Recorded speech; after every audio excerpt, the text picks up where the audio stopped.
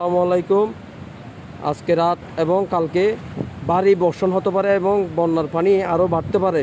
আপনারা যারা পানিবন্দী নদীর পাড়ে, সাগরের পাড়ে এবং পাহাড়ের পাড়ে বসবাস করতেছেন, আপনারা দ্রুত আপনারা আশ্রয়কেন্দ্রে চলে যান।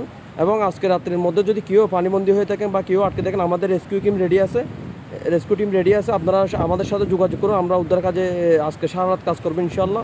এবং আজকে রাত্রে আমরা রান্না করা খাবার বিতরণ করবো আশ্রয়কেন্দ্রগুলোতে। আপনারা দ্রুত আশ্রয়কেন্দ্রে চলে আসুন।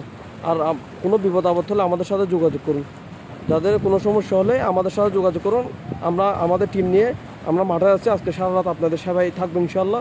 আপনারা দ্রুত পাহাড়ের কিনারায়, বিশেষ করে যারা বসবাস করেন, আপনারা দ্রুত আশ্রয়কেন্দ্রে চলে আসুন। পাহাড় ধসের সম্ভাবনা বেশি, যেহেতু ভারী বর্ষণ, পাহাড়গুলো একদম গিয়ে হয়ে গেছে অনেক। আমাদের কক্সবাজার অলরেডি লাহারপাড়ার দিকে 3 জন মৃত্যুবরণ করেছে এবং রোহিঙ্গা ক্যাম্পে মৃত্যুবরণ করেছে। আপনারা যারা পানিবন্দীতে আটকে গেছেন, যারা আসতে পারতেছেন না, আমাদের সাথে যোগাযোগ করুন। আমাদের উদ্ধারকর্মী টিম আপনাদেরকে গিয়ে নিয়ে আসবে ইনশাআল্লাহ। সবাই দ্রুত আপনারা নিজ নিজ আশ্রয়কেন্দ্রে চলে যান। আপনারা কেউ অসতর্কতামূলক কেউ কোথাও বসে থাকবেন না। আপনারা দ্রুত, যারা পানিবন্দী হয়ে যাচ্ছেন, তারা আপনারা দ্রুত আশ্রয়কেন্দ্রে চলে আসেন প্লিজ। খুদা হাফেজ।